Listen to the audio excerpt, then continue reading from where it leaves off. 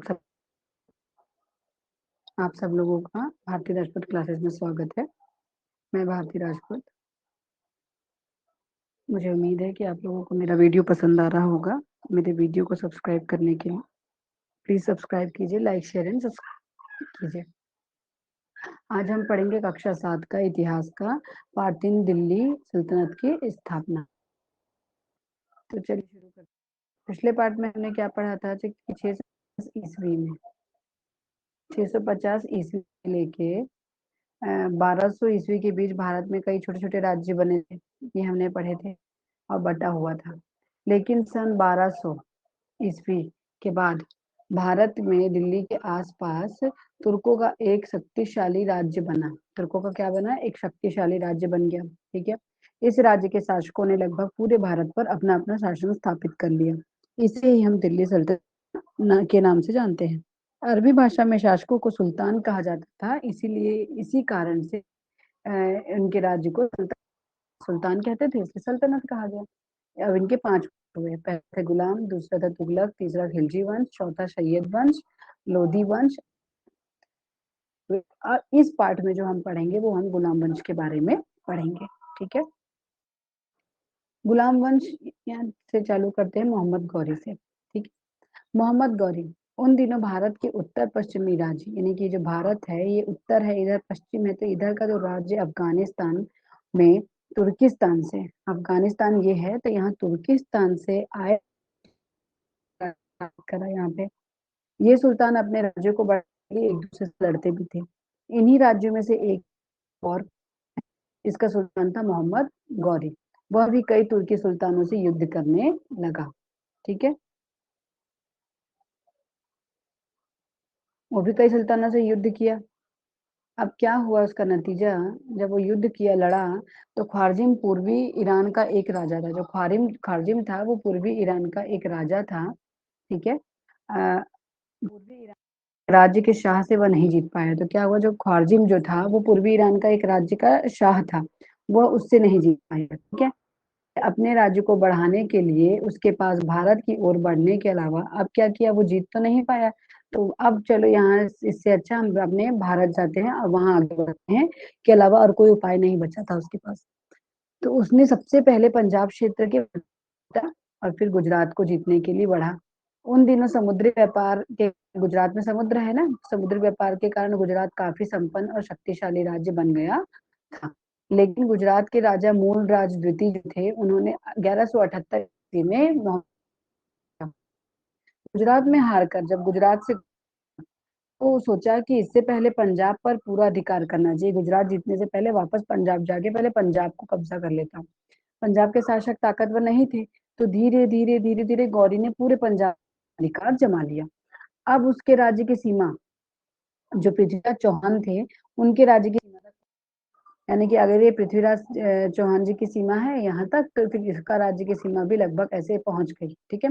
तो पंजाब को जीतने के बाद गौरी दिल्ली विजय के लिए चला गया। अब क्या किया उसने कि चलो भैया पंजाब तो जीते, अब दिल्ली चलते हैं।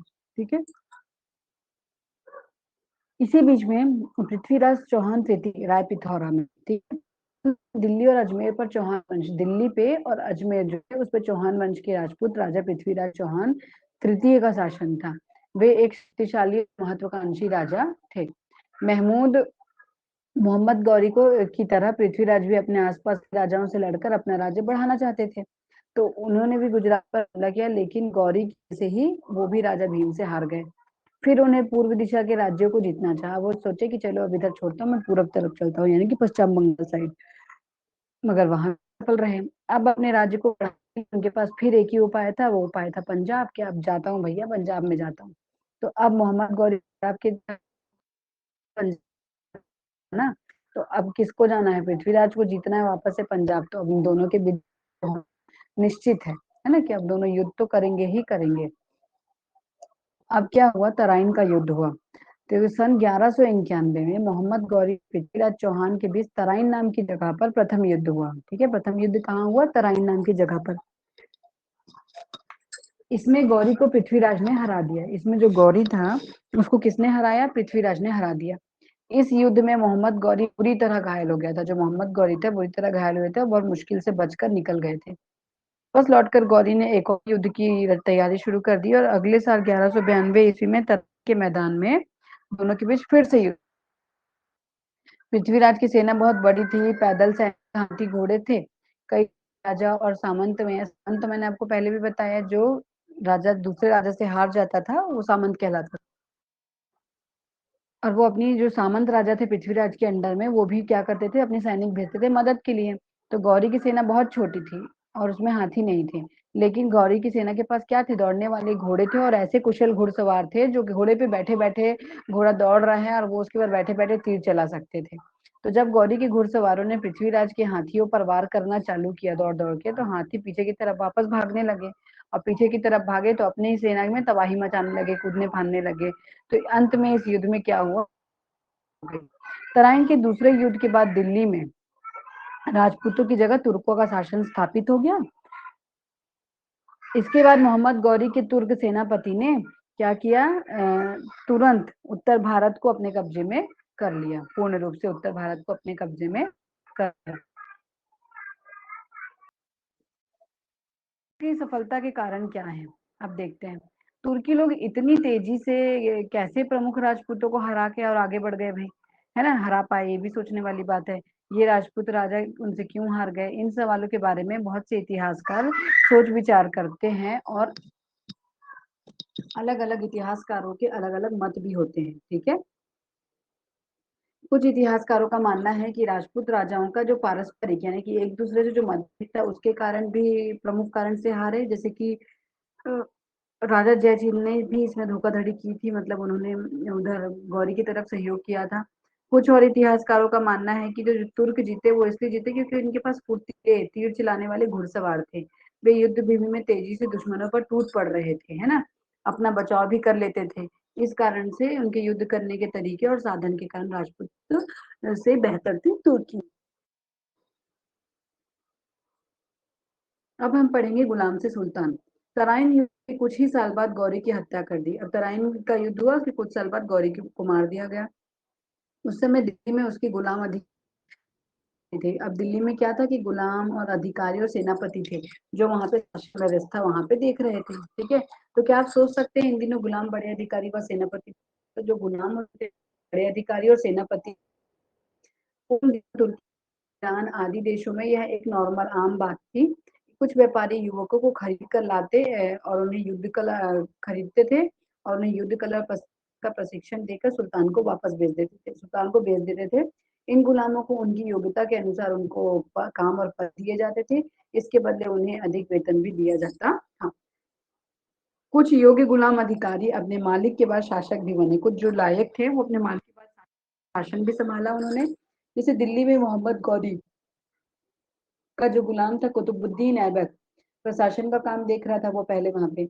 जब गौरी की मृत्यु हुई तो कुतुबुद्दीन ऐबक ने अपने आप को स्वतंत्र सुल्तान घोषित और दिल्ली को स्वतंत्र प्रांत और खुद सुल्तान बनकर रहने लगा। इस प्रकार से जो कुतुबुद्दीन ऐबक है दिल्ली का पहला सुल्तान बना और उसने दिल्ली में कुतुब मीनार का निर्माण प्रारंभ कराया था, पूरा नहीं कराया था। कुतुबुद्दीन के बाद उसका गुलाम और दामाद इल्तुमिश सुल्तान बना, यानी कि कुतुबुद्दीन का जो गुलाम था वो उसका दामाद भी था, उसका नाम इल्तुमिश, वो सुल्तान बना और उसने कुतुब मीनार का निर्माण कार्य को पूर्ण कराया। इल्तुमिश ने सामने दो बड़ी समस्याएं थी, इल्तुमिश के सामने भी दो बड़ी बड़ी समस्याएं थी। पहली एक, अपने ही अधिकारियों का व्यवहार नहीं झेल पा रहा था वो, और दूसरी हारे हुए राजपूत राज परिवारों का व्यवहार अलग था। सल्तनत के जो बड़े अधिकारी व सेनापति थे वो सुल्तान से दबकर नहीं रहना चाहते थे। उनका ये कि ये तो गुलाम था, दामाद बन गया, उसके राजा बन गया, सुल्तान बन गया, हम क्यों दबे, हम भी तो सेनापति हैं, हम भी तो अधिकारी हैं, हम क्यों दबे भाई, है ना। और मनमानी करना चाहते थे। इस कारण सुल्तान अपने प्रशासन को मजबूत नहीं कर पा रहा था। इसका फायदा उठाकर पुराने राजाओं के वंश के लोग सल्तनत का विरोध करने लगे। वे गांव के किसानों से लगान इकट्ठा करके स्वयं रख लेते थे, किंतु राजकोष में जमा नहीं कराते थे। जो पुराना राजा थे वो लोग भी युद्ध करने लगे, मतलब एक दूसरे से, कि हाँ हाँ, सुल्तनत की बात ही नहीं मान रहे थे सुल्तान की। वे सड़कों पर आने जाने वाले यात्रियों कार से, वो मतलब सुल्तान की कोई वैल्यू ही नहीं रख रहे थे, और सुल्तानों के आदेशों का पालन केवल कुछ शहरों में ही हो पा रहा था।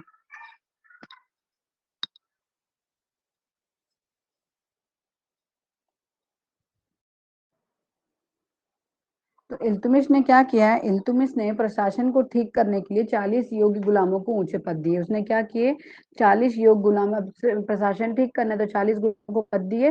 वे सब सुल्तान के प्रति वफादार रहकर, वो सब क्या करे थे, सुल्तान के प्रति वफादार रहकर उसकी सेवा करते रहे। ठीक है, उनमें से एक कई को इक्तादार इक्तादार बनाया गया। इक्तादार का काम होता था अलग अलग प्रांतों में वहां रहकर, अलग अलग प्रांतों में वहां रहकर वहां का प्रशासन संभालना, प्रशासन को संभालना, विद्रोह कोई कर रहा है उसको दबाना और गांवों से लगान वसूलना।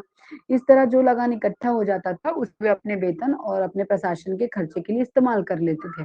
इन इकतदारों का समय समय पर एक प्रांत से दूसरे प्रांत में तबादला होता था। तबादला क्यों करते थे, ताकि एक आदमी एक ही जगह पे अपना दबदबा ना बना सके, वो लोगों को ज्यादा ठग सकता है, इसीलिए अलग अलग जगह हो जाता था। और पिता के पुत्र को उसकी इक्ता या पद मिले यह जरूरी नहीं था, विरासत में नहीं मिलता था, यानी वंशानुगत नहीं था। ठीक। अब चलिए हम पढ़ते हैं आगे रजिया सुल्तान के बारे में। ये कुतुब मीनार है, फोटो में है, ये देखिए। इल्तुमिश के बाद उनकी बेटी हुई रजिया। रजिया दिल्ली की गद्दी पर बैठने वाली पहली महिला थी, महिला शासक थी। ठीक है, ये लिखा है, गद्दी पर बैठने वाली पहली महिला शासक थी। गर्दन पर गर्दन के पुरुष लोग चोंगा पहनते थे, टोपी पहनते थे, वैसी पहनती थी। की सवारी भी करती थी और किसी योग्य राजा की नीति के भांति राजगद्दी, राज्य और राज्य के कामकाज को, नीति शासन सब संभाल रही थी।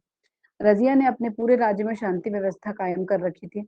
परंतु जो तुर्क के सरदार थे, जो पुराने सरदार थे, वो अपनी बात मनवाने वाले को गद्दी पर बैठाना चाहते थे। उनको ऐसा कि ऐसा आदमी बैठे जो हमारी बात माने, जिसे वे अपने इशारों पर नचाएं, कठपुतली बनाएं। तो उनको ये बात समझ में आ गई थी कि रजिया का जो नेचर है वह उनकी कठपुतली कभी नहीं बनेगी, वो अपने काम से ही ज्यादा काम प्यार करेगी। तो अपने गुणों के बावजूद रजिया ज्यादा कुछ कर नहीं पाई, क्योंकि अधिकतर उसके काम में विरोधी बहुत लोग होते, विरोध बहुत था। क्योंकि जब उसने अपने प्रति वफादार सरदारों का एक दल बनाया, उसने ऐसे बनाया है कि मेरे प्रति जो वफादार है वो सरदार का दल एक बनाया, और बिना तुर्क यानी कि गैर तुर्की लोगों को अपना पद शुरू कर दिए। तो जो तुर्क लोग थे और तुर्क सरदार थे, उनको इस बात पसंद नहीं आई और उन्होंने रजिया सुल्तान की हत्या कर दी। अब हम पढ़ेंगे बलबन के बारे में। बलबन क्या थे? बलबन रजिया के बाद दिल्ली के महत्वपूर्ण शासक कौन हुए? रजिया के बाद दिल्ली के महत्वपूर्ण शासक हुए, एक महत्वपूर्ण और शक्तिशाली शासक हुए गयासुद्दीन बलबन। कौन थे? गयासुद्दीन बलबन। यह इल्तुमिश द्वारा स्थापित जो 40 गुलाम इल्तुमिश ने बनाए थे, उसका एक सदस्य था। सरदार सरदार जो होता था उसको अमीर बोलते थे। इस समय बड़े शक्तिशाली हो गए थे, पावरफुल हो गए थे, और वो सुल्तान के समान का भी सम्मान का भी ध्यान नहीं रखते थे। उनको कोई मतलब नहीं कि सुल्तान है कि क्या है। और वे सुल्तान के विरुद्ध षड्यंत्र प्लानिंग करते थे, षड्यंत्र रचा करते थे और सुल्तान को धमकी देते रहते थे। बलबन के सामने इन सरदारों को दबाना सबसे गंभीर समस्या बना था कि अब क्या करें। तो धीरे धीरे किंतु दृढ़ता दृढ़ता से बलबन ने उनकी शक्ति को नष्ट कर दिया। धीरे धीरे ही किया, लेकिन दृढ़ होकर, है ना, उनकी शक्ति को नष्ट कर दिया और सरदारों को राजभक्त बनाने में सफल हो गए। ठीक है, बलबन सल्तनत की निरंकुश शक्ति पर विश्वास करते थे। उनको ये था कि जो सुल्तान है उस पर कोई अंकुश न लगाए, कोई रोक टोक नहीं, निरंकुश होना चाहिए, कोई भी आके गिरी न जताए। तो उसने अपनी स्थिति इतनी मजबूत कर ली कि सुल्तान की शक्ति को कोई नहीं पाया। वह कहता था कि राजा जो है वो ईश्वर की और धर्म का प्रतीक है, प्रतिनिधि है।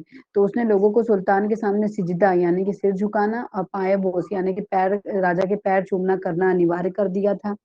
और तुर्क ताकत और कठोरता, तुर्क सरदार थे,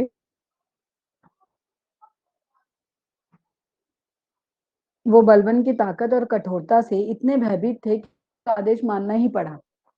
बलबन की मृत्यु के बाद कैकुबाद शासक बना, परंतु 3 वर्षों के बाद उसके वंश का अंत हो गया। ठीक है, दिल्ली तुर्क सुल्तान जो थे वो एक नई शासन व्यवस्था की स्थापना की उन्होंने। उनके शासन काल में मध्य एशिया जो, अब स्थापना तो करी एक, अब उनके शासन काल में क्या हुआ, मध्य एशिया के शक्तिशाली शासक थे चंगेज खान और अन्य मंगोल और दूसरे मंगोलों लोग ने आक्रमण चालू कर दिया, जिसका उन्होंने सफलतापूर्वक मुकाबला किया और दिल्ली के शासन को मजबूत। उस समय मध्य एवं जो संपूर्ण मध्य एशिया जो वहां पे आक्रमण हो रहा था, दिल्ली के सुल्तान पराजित नहीं कर पाए। और इस काल में भारत मंगोल आक्रमण से बच गया, और इसी काल में भारत मंगोल के आक्रमण से बाल बाल बच गया। में तुर्क राज्य स्थापित होने से ईरान, इराक, तुर्किस्तान, खुरासान आदि देशों से लोग यहाँ बसने लगे। सुल्तानों के समय इतिहास की कई लिखी गई थी, जिनमें हर शासक के समय में क्या क्या बातें घटित हुई विवरण में हमें मिलती है। ये तुर्क अपने साथ अपने रीति रिवाज व धर्म, साथ ही अपने हुनर, पहनावा और पकवान आदि भी लेकर आए थे। इनके बारे में हम आगे के पाठ में पढ़ेंगे। तो हमारा ये वाला पाठ यहीं खत्म होता है। और मुझे आशा है, उम्मीद है कि आप लोगों को मेरा वीडियो पसंद आ रहा होगा। मेरे वीडियो को please like, share and subscribe जरूर कीजिए। टीचमेंट की क्लासेस में आप एनरोल कर सकते हैं, जिसकी लिंक मेरे डिस्क्रिप्शन बॉक्स में है। एंड आप टेलीग्राम चैनल से भी जुड़ के बहुत सी टेस्ट सीरीज, टेस्ट में और पीडीएफ नोट्स प्राप्त कर सकते हैं। Thank you.